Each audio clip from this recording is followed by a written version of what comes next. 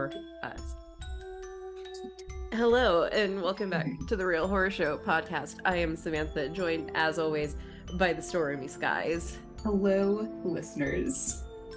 So, after 5 years of podcasting, Stormy brought it up to me that we should do an intro explaining our thing, how we rate movies. So if you've been around for a while, you know how we do it. It's been on our website before, which does exist. It is functional again. Yeah. Oh, sweet. So I think the ranking is still on the website. I haven't looked too deep beyond updating it occasionally. It's most definitely there. Yeah. So welcome to the Real Horror Show, a horror movie review podcast where we review horror movies from Netflix, Hulu, Shudder, and everything in between. I'm your host, Sam Odie, and I'm joined, as always, by the Stormy skies. Hello, listeners.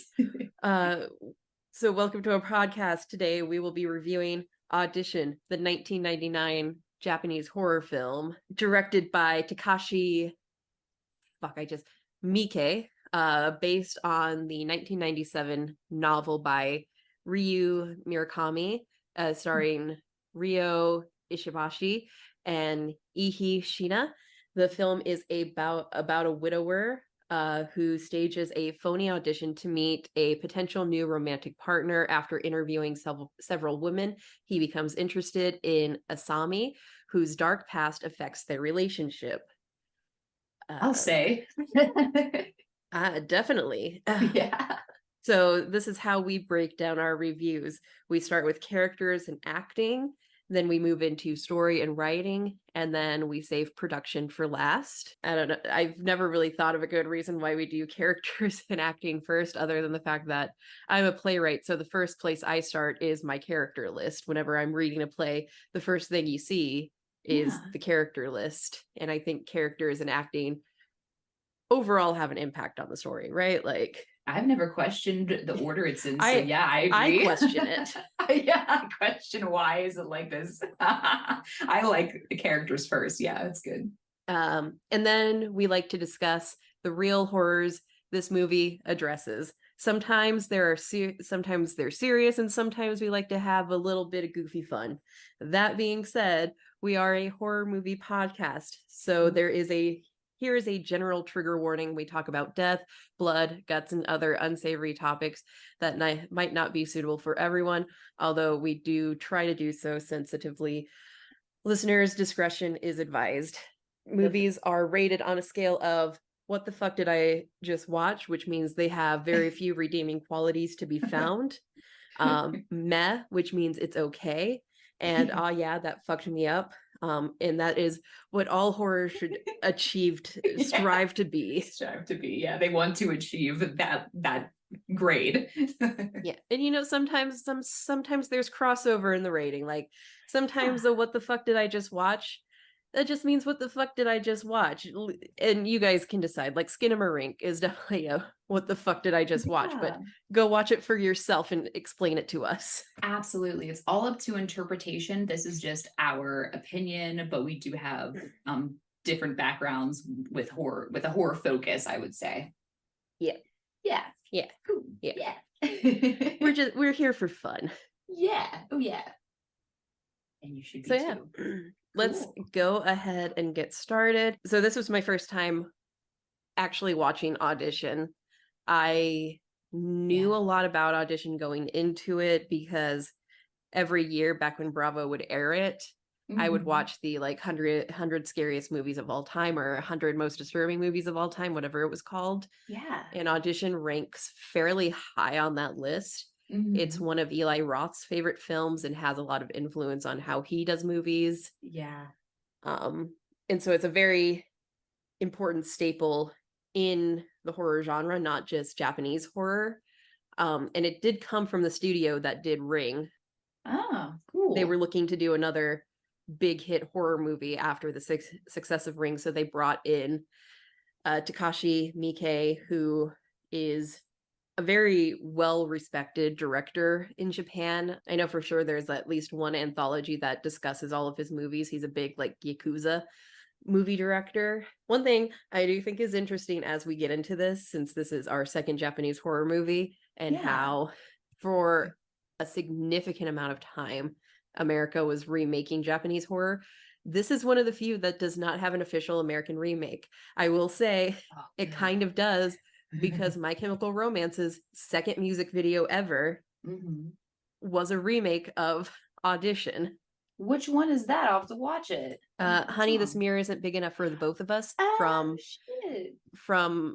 You Brought Me Your Love, I Brought You My Bullets. Yeah, the first album. The first album, which can you even call yourself a My Chemical Romance fan if you started with the Black Parade? Like, no. I think not. I think not. Like I did start with Black Parade, but I immediately went back to 3 Cheers for Sweet Revenge, and then I Brought You My Bullets. Right. Yeah, I think it's because of our age whenever the Black Parade came out. Yeah. So, but yeah, definitely. But like, just I Brought You My Bullets is such a raw album. Oh yeah, it's excellent. They're very much Gerard still dealing with fucking 9/11 trauma. Yeah. And just screaming most of the time. Yeah.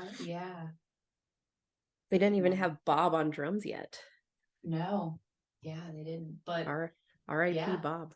I'll have to watch that music video after we record. Yeah. And I just want to point out with that music video, so often with American remakes, when we finally get to talk about the American Death Note movie, we'll talk about this more, is they don't cast Japanese or even just Asian actors in the roles. However, My Chemical Romance, this tiny little nothing band, when they made this music video, managed to find all Asian actors to fill the roles.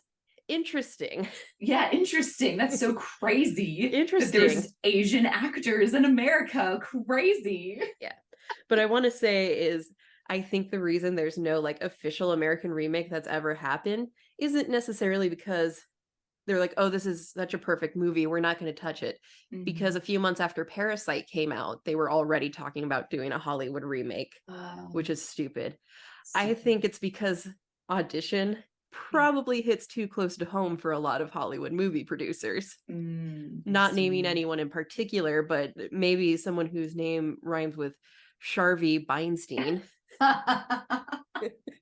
Yeah, that would be problematic. Yeah. Just to make a biography film about yourself. Oops. Yeah. Just interesting. All right, so let's get into actors. Our main character is Shigeru Aoyama. The man. He's our main character. Okay. And the actor Ryo Ishibashi seems to be let me double check and make sure I'm okay. Yes, he is the one listed first. He does seem to be a bit of a horror person in Japan. He also stars in the first 2 Grudge movies, if we get to talk about those. Okay, yeah. He is a horror person in Japan. Nice. I love when that happens. I looked into Eihi a bit, the lead girl, who is phenomenal. I'm gonna rave so much about her. I loved her so much. Yeah. She's done a lot of like kind of campy action movies. I think like anime live action movies. Yeah. Based on the title alone, I didn't look too deep into them, but I recognize some of the titles sounded familiar. Yeah. Based on animes I've seen. So and she's a Japanese model. Yeah. Yeah. Which, like, I'm going to tread lightly because Asian women are often fetishized in the Western world. Yeah. But she's so fucking beautiful. like absolutely stunning. I was mesmerized by her anytime she was on screen. Yeah. Her hair, perfection. Yes. Like, I know. I love. Oh my God. Oh, beautiful. Like when I was a 14-year-old straightening my hair every single morning before school. Yep. That was the dream. That was the dream hair. Yeah, that's where we wanted to look. Just beautiful, like naturally pinned straight. Yeah. Shiny and just thick and beautiful. Yeah. We love it. She was absolutely stunning and great. Could do so much better than this loser guy she's dating. Listen, I'm looking at his like IMDb picture and he looks pretty good. His IMDb picture. I mean, he's handsome, but he's also very much older than her in this movie, and that's a I plot know, point. but he was like really sweet though. Okay, He is sweet. Let's talk all about it. Yeah. Yeah. Other major characters in this movie is his, I guess, co-worker, film producer friend who helped set up the audition. He's here and there. He doesn't play too big of a role other than setting up the audition and doing the whole inciting incident. And then his son, Shijihiko, I think is how it's said. Okay, yeah. Which I looked into that actor, Tetsu Sawaki. He hasn't done a whole lot after this movie. His last film credit was in 2002. Okay. So those are the major players. Yeah, yeah. And then his deceased wife makes a couple of appearances, once in the beginning when she's dying, and then during the dream sequence when shit is hitting the fan. Yeah, that was crazy sequence. So that being said, we can start segueing into story, because this movie does what I really like in horror is, and what I try to do when I dabble in it myself, is create a completely normal situation, a completely normal existence these people are in, and then it takes a sudden left turn into Crazyville. Yeah. Yes, it does. Crazyville. Like, yep. So this movie is really set up like kind of a romantic drama. There's some like ickiness with two older male producers setting up a fake audition to get one of them a date. Yeah. But aside from that ickiness, it is very much set up like a drama more than a horror movie. Yeah, it is. Even when we meet Asami, she just seems like a very timid, shy young woman. Yes. It's not until we get that smash cut to her in her apartment, which is just a normal 20-year-old girl's apartment, no furniture, just a phone and a random sack, nothing weird about that. Yeah. And she's sitting on the floor for 4 straight days waiting for him to call. Yeah. Which, that, not to repeat the word iconic too much again, I think that's one of the most iconic shots in the horror genre, is her, like, I can't even replicate I can't even replicate that pose, because she's so small that her spine just sticks out on the back of her neck, and it does. It's so good. Yeah, she's kneeling, but like think of like kneeling and sitting on your heels, but like her like calves are splayed out, you know what I mean? So like her butt's on the floor and she's like hunched over, and all her black hair is like all over her face. So it just is a creepy look. Yeah. Very. So you know something is amiss when you see that. Yeah. And when the phone starts ringing, the bag starts moving, and it's just, yeah, and you're like, oh well, that's awkward, but anyway, at least he called her. So his wife dies, and we jump forward like probably 10 years or so. The son's in high school. Die? I think cancer, probably. Oh, okay. Some cancer or some other illness that mothers always die from. Yeah, usually. Yeah. Just and like just being sick. Yeah. They just die.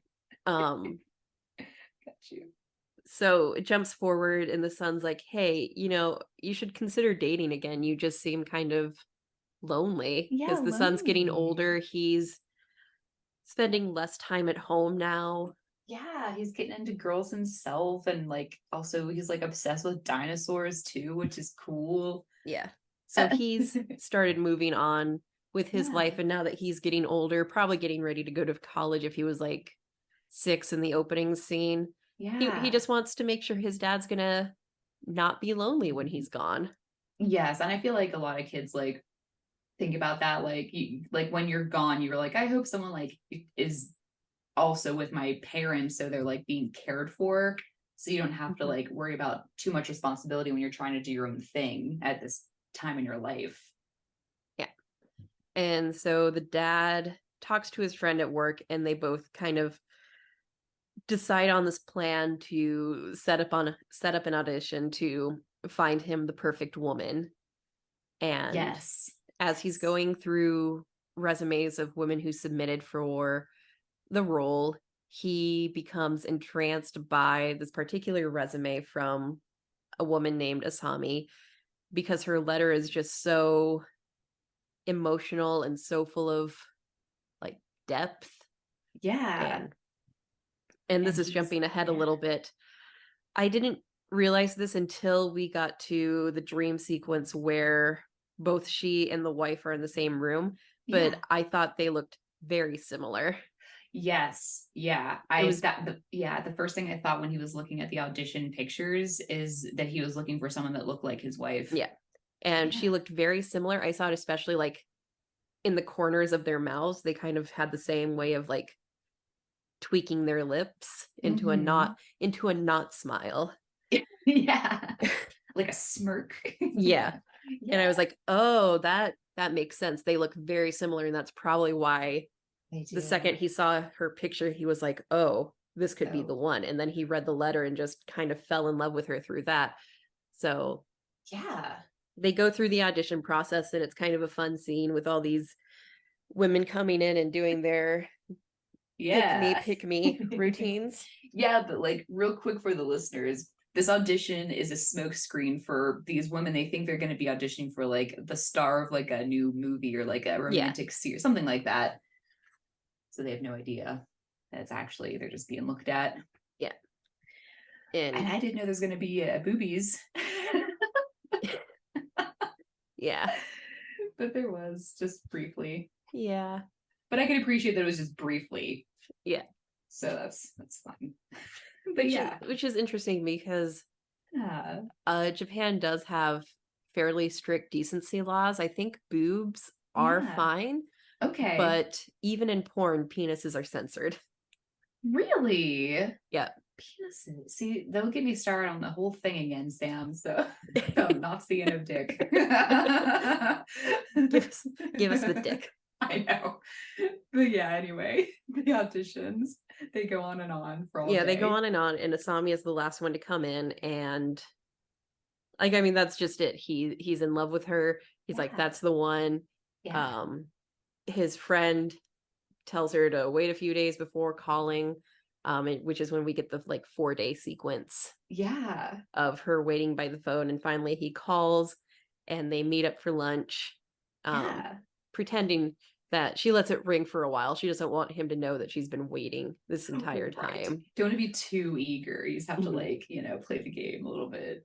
Yeah, so they begin casually seeing each other, and he's just in love with this mysterious woman who seems to have a lot of tragedy in her life for being so young, Yeah. but she's enchanting. Like, she's fucking beautiful. Like, there's no Oh, way yeah. around it. She's And her voice I found captivating because yes. it's so soft and smooth. Mm-hmm. Yeah, I just love listening to her speak. Yeah. So he tells his son that he's seeing someone, and his son is very happy for him. His son also has a girlfriend that he Yeah. meets, and she's Yeah. very sweet. Very cute. And everything seems to be coming along great. We're introduced to their cute little beagle. I love beagles. Hey, once I saw the dog, I know the doggy was cute, but once I saw that Once there I saw was the a dog, dog, yep, yeah, it was that. game over. I knew what Yeah. was going to happen to the dog. Yeah. So with his son's approval, he asks Asami to go to a beachside hotel with him for a little getaway, and this is where he plans on proposing. And Mhm. Asami reveals some burn scars that she has on her leg, and before she lets him have sex with her, she makes him vow his undying love for her and that he'll love no one but her. Yeah. He's moved by this and agrees, but when he wakes up in the morning, she's nowhere to be found. Red flag. Red flag. Red flag number 2 or 3. Yeah.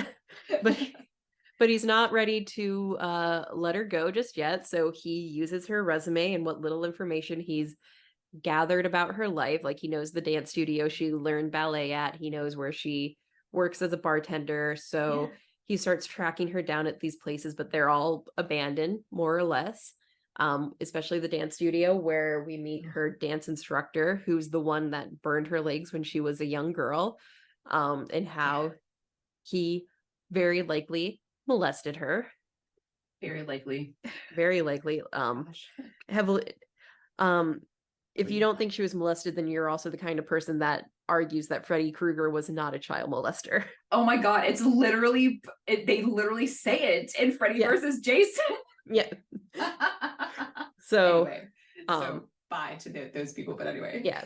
Yes, it's heavily implied. They don't outright say it in this movie, but the flashbacks that we get, absolutely, he sexually assaulted her as a child, and he is now wheelchair bound with prosthetic feet. Yeah, the feet. Oh. Yes.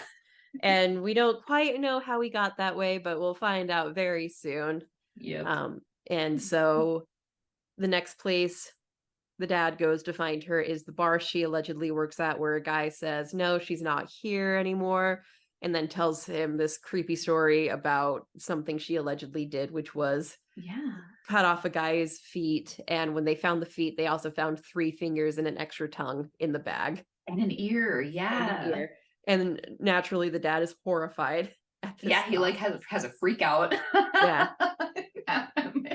And the guy's like, yeah, really scary story, I'm telling you, huh? Anyway, bye. Mm-hmm. And meanwhile, while all of this is going on, Asami has gone to his house, where she finds the photo of his late wife, and she is enraged by this, and she drugs his liquor. Yes, of course. Yep. So when he comes home, he has a drink and passes out, and we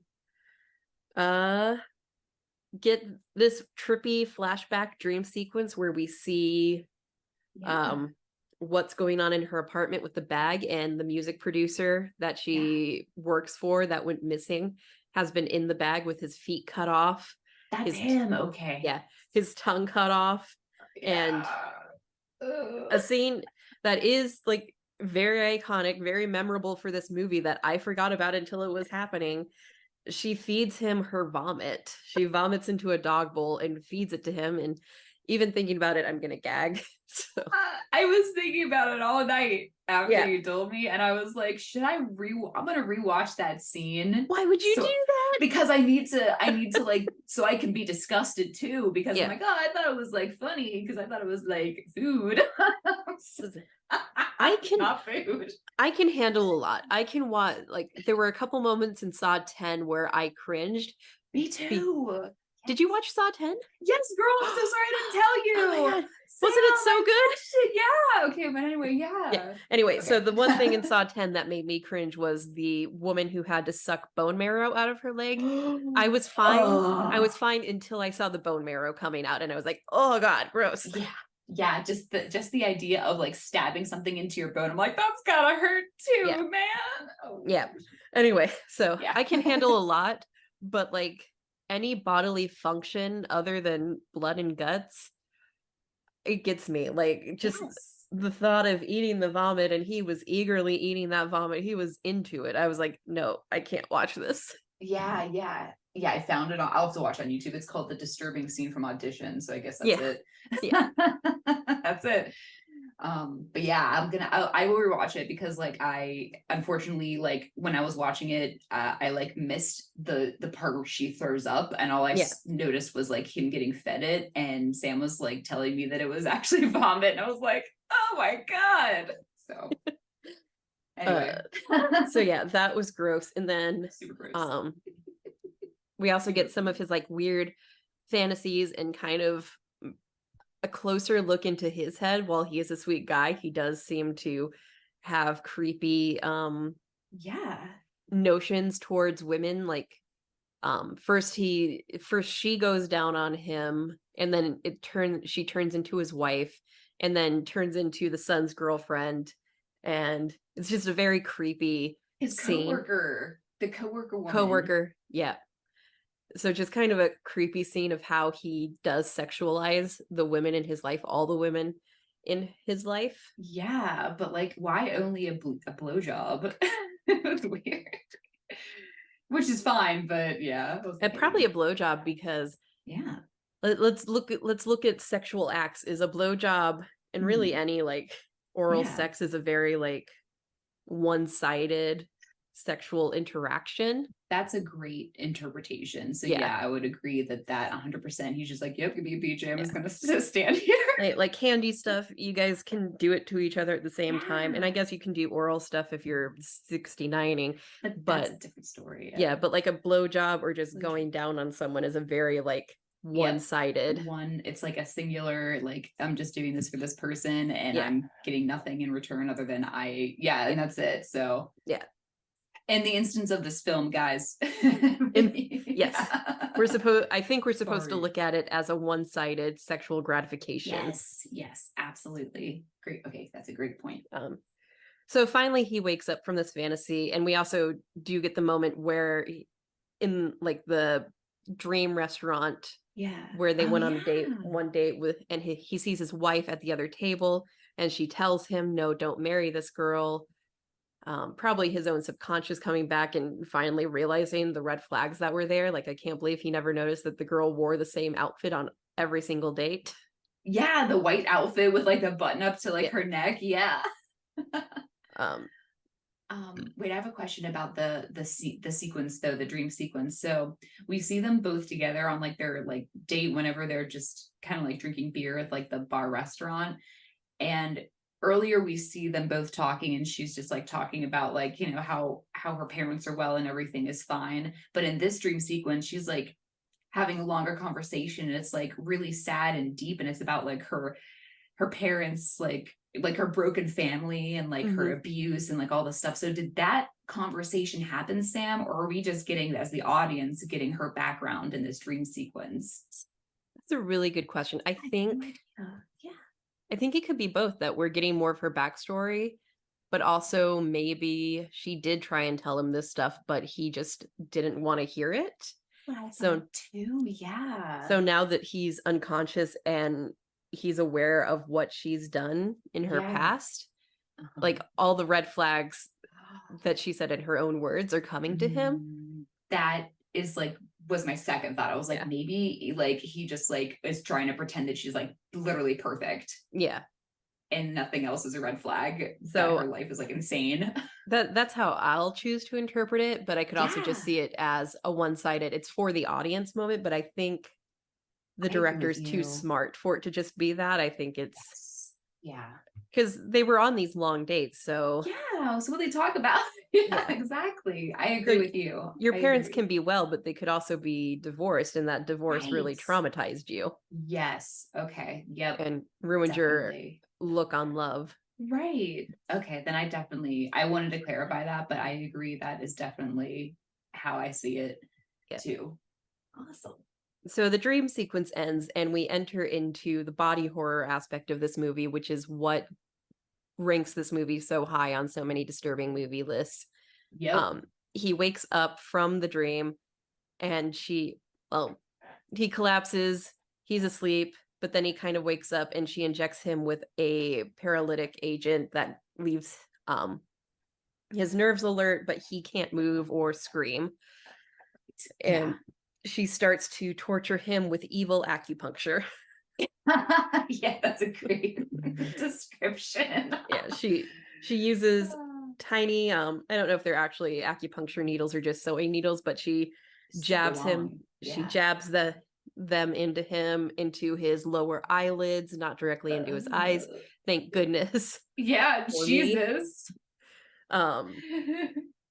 And before she comes out, we actually get a glimpse of the dog that she killed, which made me very sad because I thought that's one of the more graphic like dog deaths I've seen on screen. Yeah, it's just like all dead in there. Because I did just rewatch Halloween at the Drive-In a couple weeks ago. And the dog does get killed on screen, but it's very like mild. He's barking and then Michael breaks his neck and he stops barking. It's pretty tame. Yeah. Very rarely do I feel like we get blood and guts with an animal death because we can't handle it. We can't, no. So I'm glad it was just a moment of seeing it though, and wasn't like a drawn out thing where we saw her do it, or else that would Yeah. have like upset me. So I was like, oh no, Yeah. but he's dead. I'm like, oh, I knew he was gonna die I anyway. know. So I knew he was gonna it die, left but I me. also wasn't ready for it because I love beagles. I want a I little know. beagle and I want to name it Shiloh. That's so cute. The Yeah, beagles are so cute. they're so sweet. I know. Um, so as she keeps saying deeper, deeper, as she keeps putting the needles in, and then she decides it's time to cut off his feet, like she did to the music producer.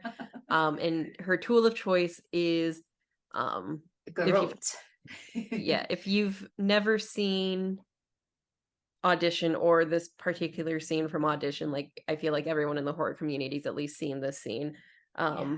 It's like a clay cutting wire tool or a wire Yeah. tool that you use to cut big pieces of cheese. Right. Yes. Yes, girl. Yeah. I'm gonna look up what it's called. What you Wikipedia says wire saw. wire saw. Yeah, because it's a big wire that is very sharp, except for the Yep. handles. That's what it's called, girl. Wire saw, multi-purpose. Yeah. Or cable saw. And she found multiple purposes for it. Yeah. So she uses this tool to gleefully cut off his foot. And this is where I didn't want to like Yeah. be weird about calling a Japanese woman adorable. Yeah, But I she's have being to. cute, She was yeah. so fucking cute while she was cutting off his foot. And I think she had to be Yeah. for the scene to be as creepy and disturbing as it is. Right. Yes. Yeah. Like she could have done it stone cold or evil, but Or no, evil. she went with girlish glee and is just super cute. Yeah, because super she is like a cute. very young woman. So Yeah. yeah. I think they say she's only 24. Yeah, And 24. that youth really comes out in this scene with her girlish giggle as she's cutting off his foot. And then when she's done with the left foot, she doesn't even want it. She just chucks it to the side, which is really like throws it cute. at the door. Which was super cute. And then she gets to was. work on the right foot. Right foot, yeah. But then when his son comes in, damn. and you see she's doing all of this because he made the promise that she would be the only person he loves, and she meant the only person he loves. Yeah, so no because doggies, no sons. yeah, no doggies, no sons. And because he did love his wife before he loved her, damn, he needs to be punished for that. Yeah, he already lost the game. Yeah.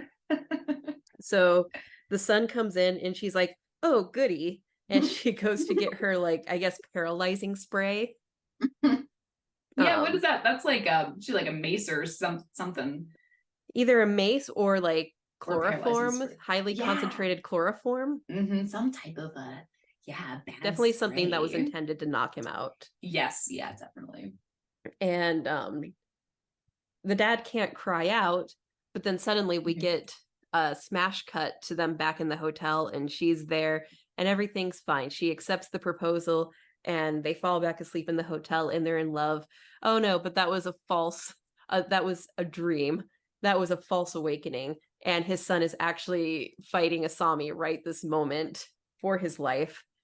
He manages to get away from her, runs up the stairs, and then as she chases him, he just kicks and yeets her down the flight of stairs. Yeah, he does. And she's like, and I was like, wow, she really flew backwards. Big kick. And then her neck is broken, and he comes back down to call an ambulance for his father and for her. And the last thing we see is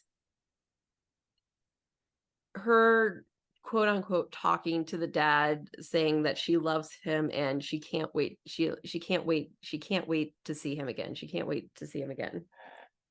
She looks forward to seeing him again. Trying to words sound weird right now. No, it's fine. And I'm pretty sure that was all in his head because her neck was fucking broken. Yeah, she was literally dead. But like he was just listening to her, and like he was looking at her, and I think that like her dead body was saying all the beautiful, kind things that she said to him that made him feel like they had a connection. Yeah. And I think it's him like feeling sad that like that was all just psychobabble and she didn't mean any of it, and she's been planning this from the beginning. Well, I think she meant it. Yeah. I think she meant it, but she is a very But troubled yeah. girl who's been hurt by everyone who claimed they love her, like they loved her, like the dance teacher who hurt her. Surely Yeah. he said like sweet nothings Oh to yeah. make her feel like this was normal and that he loved her, because that's the typical groomer way, is to make Yep. the victim feel special. And then her parents' divorce, which, you know, probably ruined her outlook on love and relationships. And Yeah. then so she just has been hurt repeatedly by people who claim they love her. Yeah. And so it's caused a psychotic break in her. Yeah. Yeah. Yeah, And so yeah, you're probably right. She did mean a lot of that, but he wanted it to be true and it not end in bloodshed and her death. yeah, he wanted He wanted to be with her. I think he really loved her and he was he kind and wanted gentle, he hopefully. wanted the version of her that he saw, which was this shy, timid, Yeah. enchanting young woman. Yes. Yeah. And that's what leads me to kind of lean towards, oh, I think she probably did say, like, talk to him about her traumas, but he just was Yeah. enchanted by this idea of her. And Yeah.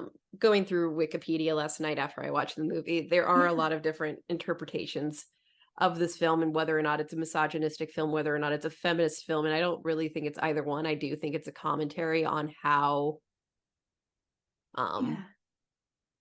older men Mhm. particularly want their wives to be. And we've talked about this a bit in the mini show with Death Note. This came out Yeah. 6 years before the anime started, and how, you know, Yeah. culturally traditional Japan is and still is in Yes. a lot of ways. Uh-huh. So I think the fact that she was such a shy, timid girl was appealing to him because, you know, Yeah. even in America for many, many, many centuries, we wanted quiet, docile Yes. women that just did what they were told. Right. And being an older Yes. man, getting back into the dating scene, that was probably very appealing to him. Oh, absolutely. Yeah. And I remember like and we did get a lot of like background on just in the movie on like what was good like in a woman and what was like not Mm-hmm. wanted. Um you know, like the traditional and then like the women who were like out and having fun and like were independent and that was like unwanted. Mm-hmm. And Which yeah, that like culturally, yeah. even with the son's girlfriend, Yeah. the dad told him, "Oh, just give her my dinner and I'll go get something."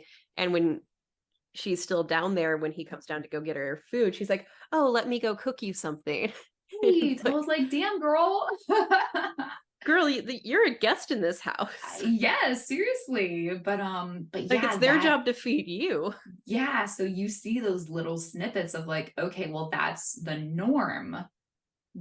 That's like the norm. So Mm-hmm. and then even when he was talking with like the other guy he worked with who set up the audition, the main character, he was saying like he preferred like an older woman is what he thought that he wanted Mm-hmm. to have until he was introduced to this whole world of like young women who Yeah. may be interested in him and that totally changed, you know, like Yeah. he's like I want a young woman but I want And a her to young be woman, act like an older woman. You yeah, a know, young woman is more malleable to what I want my wife to be. yeah, but And I also want her to what yeah. he wants his wife to be is his previous wife. And again, Yes. why I think he was Yeah. charmed by Asami in the first place is how similar they look. Like, same beautiful straight hair, same smirking smile. Yeah, they resemble each other too if you like look at them kind of next to each other. Yeah, so that resemblance, but then he was like, but I also want them to be like, you know, smart and independent and like, you know, know a skill, like a Mhm. traditional skill, like, you know, like fine arts or something and like all this stuff, but also like only be 24, you know? Yeah. And even in the torture scene, Yeah. Asami still maintains that sweet, girlish outer Yeah. shell that she has while she's doing this like super twisted shit to him. She's like, deeper, deeper, deeper. Yeah. And you know what? That deep, however she says deeper in Japanese, that is like a I was watching this one like show. I think it was with Eli Roth. He has this like review show about like horror stuff, and he talked about how like that line is iconic actually, Mhm. because it sounds so cute in Japanese. Yeah. But she's saying deeper. I didn't know what she was saying though. This whole, I never saw the movie, but it's deeper, deeper, deeper. So that's really disturbing. Yeah. but iconic. Yeah. Yeah. Um so Rest yeah, I in think there's a peace. lot of ways you could read into this movie. I'm not gonna say it's a feminist telling or like it's a lot Oh, of it is misogynistic, but he does get punished for his misogynistic viewpoints. So I yeah. would categorize this a very early entry into the good for her genre of Oh horror. yeah, yeah. Because he's not the only, I wouldn't even call him an abuser, but she does get revenge on her other abusers. Yes, definitely does. Yeah. Um but I would, it's not a rape and revenge movie, which is, the precursor to Good for Her, but it is, I think I would call it a early entry into the Good for Her genre. Yeah, yeah. That's a good categorization. Good for Her, like Midsommar, and Yeah. um I mean Midsommar is the only one I can think of right now where Right. Yeah. Let where me. we're like, yeah, Yeah, good for her good setting for her her. cheating asshole boyfriend on fire. Yeah, like a fuck that guy categorization. Like you it, know, like you said, it is hard for me to say straight up say fuck that guy because he was very sweet to her. who was I though? think Yeah, but his biggest flaw was I don't think he actually gave a saw yes, her. saw her and like accepted her as she was. Yeah, and that's something that she said at the end, something like, like you finally like I feel like I could be myself with you and you love me just the way I am or something like that, but like unfortunately that's really not how it was. Mm-hmm. Yeah. Here is a good excerpt on Wikipedia from a couple other film critics. Okay. In Audition, the character Asami is a victim of child abuse. Colette Balmain, in her book Introduction to Japanese Horror Film, described Asami as just one more face to the wronged women in Japanese culture. They are victims of repression and oppression, and only death and loneliness remain for them. Film critic Robin Wood wrote that through her child abuse, Asami is taught that love and pain must be inseparable. The Mm. audience is led to identify with Asami through this victimization and also what Stephen LeDrew described as a patriarchal Japanese society. Mm-hmm. Mm-hmm. Yeah.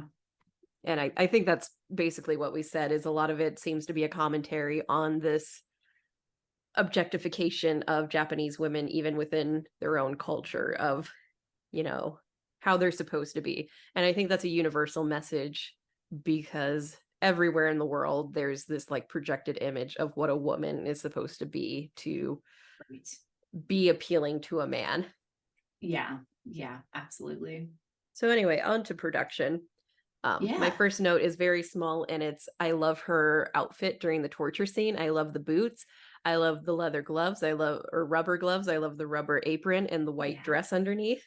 Yeah, it's big. That's also an iconic outfit. Yeah. And the Like big syringe. if you dressed as that for Halloween, People pe- should know. people will know what you are. They should know. Yeah, shouldn't they? Yeah.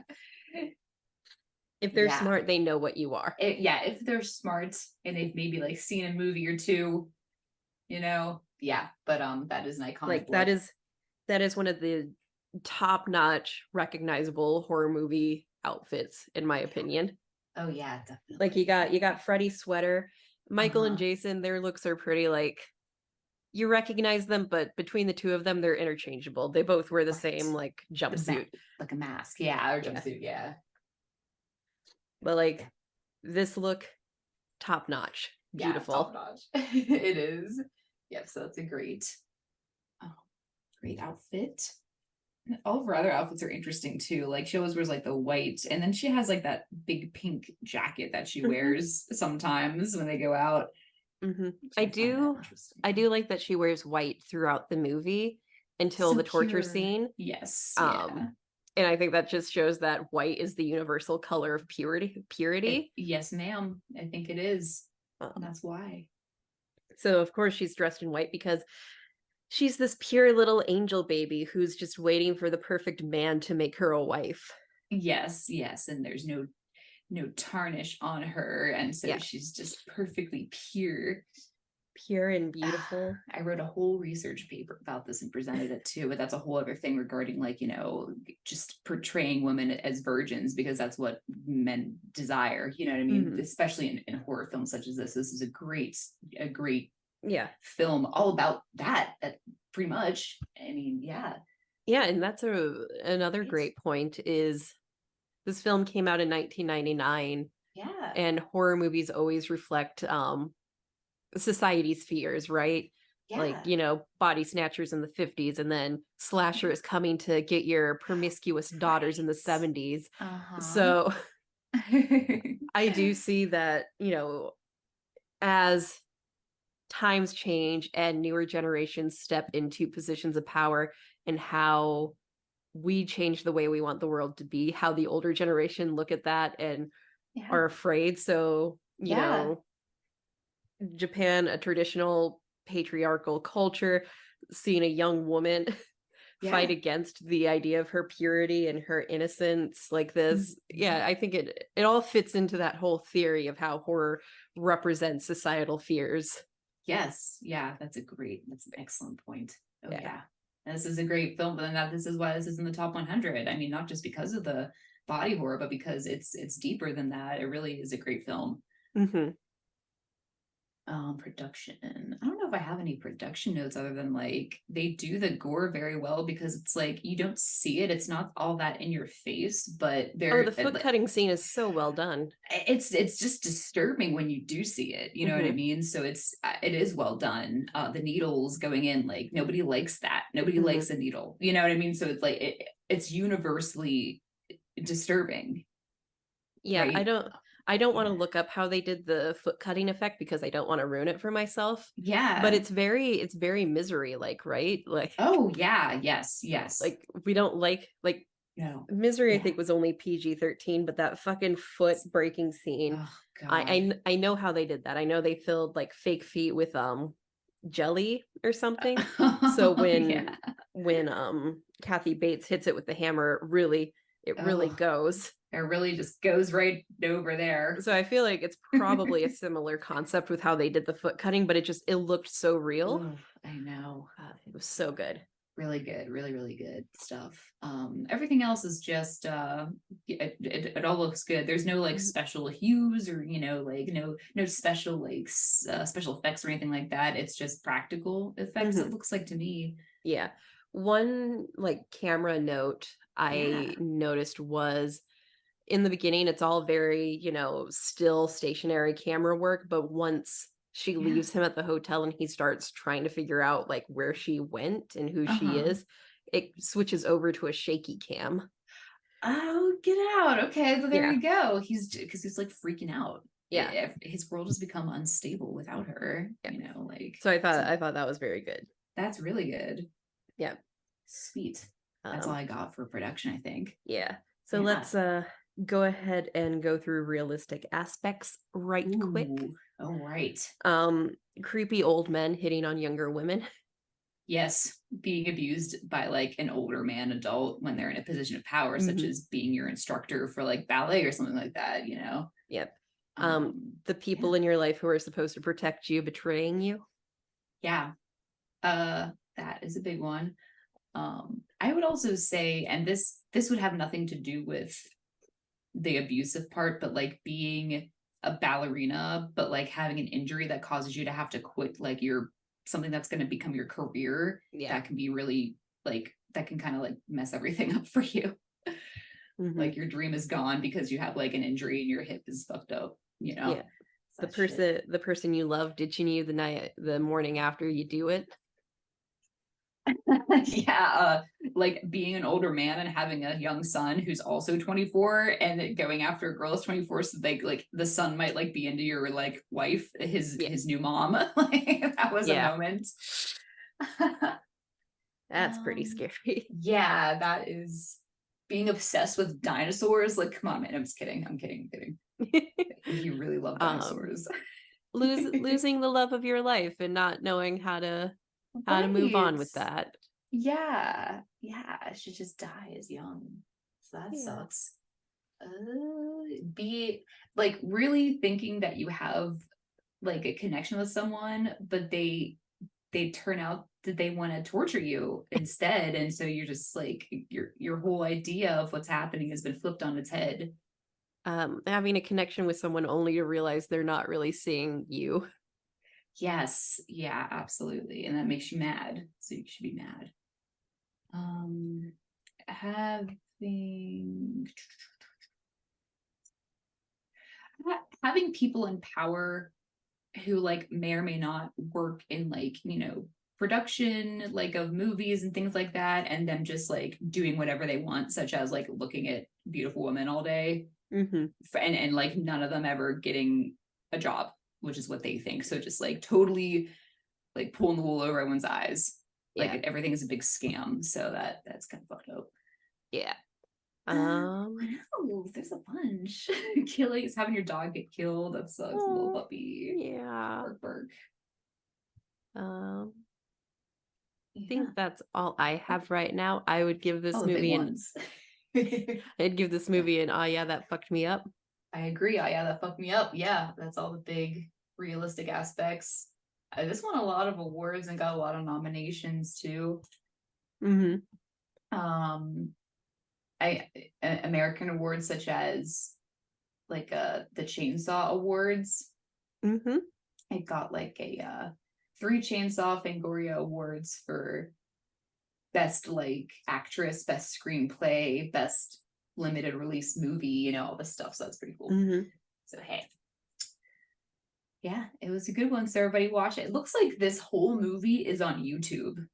Oh, nice. By the way, I think I just stumbled upon it because I'm trying to look at the throw up scene. Nice. So if you haven't seen it yet, Yeah. it's on Tubi, and it sounds like it's also on YouTube. So yeah, if you just look up Audition 1999 full Japanese thriller movie, and all 1 hour 55 minutes 27 seconds on there. Yeah. Dark Matter TV is the subscriber. So stop putting it off and go watch it. Yeah, like literally. We did finally. Yes, absolutely. So I'm really, really glad I saw this. This is one of those films that you do want to see if you are a horror fan. It's worth watching once. And it's definitely worth the watch. Yeah. Yeah. All right. Cool. That's all I got to say about that. You ready for the outro? I sure am. I gotta go carve a pumpkin. All right, well, buckle in because here comes the outro. All right. Thanks for tuning into our episode. We are the Real Horror Show podcast. Our host is Sam Odie, and I'm the co-host, Stormy Skies. The podcast was created by Sam Odie and Stormy Skies. It's directed, edited, produced by Sam Odie. You can find Sam on Instagram at oh hi, I'm Sam, one word. And you can find Stormy on Instagram at the Stormy Skies, all one word, of course. You can find the Real Horror Show podcast on Spotify, TuneIn, iTunes, Google Play Store, Pandora, and anywhere you stream your podcasts. Don't forget to hit subscribe so you're always in the know when a new episode comes out. Follow us on social media. You can find the Real Horror Show podcast on Instagram, Threads, TikTok, Facebook, and our Twitter handle's still good too, right? AKA X. We're still there. We do more than just podcasts. We love to write and have plenty of great movie reviews and essays, all of which can be found on our website, realhorrorshow.com. We love hearing from our listeners. You can ask us questions or send us movie requests to review by DMing us on social media, or you can even send us an email at realhorrorshowpodcast@gmail.com. Call for guests. Do you love horror movies? Are you a podcaster, a content creator, a movie lover, or anyone in between who is a listener to our show? We would love to have you as a guest on one of our episodes. Reach out to us via social media DM or email us at realhorrorshowpodcast@gmail.com. Our podcast episodes featuring guests are all listed on our website, realhorrorshow.com. We are so thankful for all of our listeners. You are the life force for our podcast, and it wouldn't really exist without you. Thank you all for making this podcast real and supporting us as we record every week, or we try to record every week. You can support us in different ways, such as liking and sharing our podcast episodes on social media. Giving us a review will help the podcast more than you know, and will help other listeners find it too. You can also donate to Real Horror Show by visiting our support page on our website, where you can make a one-time donation via PayPal. Buy us a coffee with the Buy Us a Coffee button, or explore our very interesting Amazon wish list. So, and this is something I wanted to ask you about, Sam, before I read this, but we stand behind SAG-AFTRA and WGA, but I believe the SAG-AFTRA strike has ended. The WGA strike has ended. SAG-AFTRA is still on strike. So we support SAG-AFTRA on strike. Excellent. Yes, so WGA, the strike is ended, but of course we still support SAG-AFTRA. If you want to support SAG-AFTRA, then consider donating to the Entertainment Community Fund, which supports those who are out of work. You can also donate to other funds benefiting actors, writers, and crew members using the links found in the episode notes. And Sam is going to carve pumpkins, but is there any other pertinent news other than Halloween's around the corner? We are doing a little collaboration with our indie podcast friends, Invasion of the Remake, which should be out around Halloween. So that was super fun. So be sure to check that out. Yes, absolutely. Sam and I had a joy writing and narrating our own story that is in the vein of the Texas Chainsaw Massacre, one of our favorites. So yeah, check it out. That was really fun to do, and we love collabs. Yeah. Our outro song is called Creepy Doll by Jonathan Colton, and he can be found at jonathancolton.com. Thank you, fuck off, and have a swell evening. This is Real Horror Show signing off. Bye. Bye-bye. I love the creepy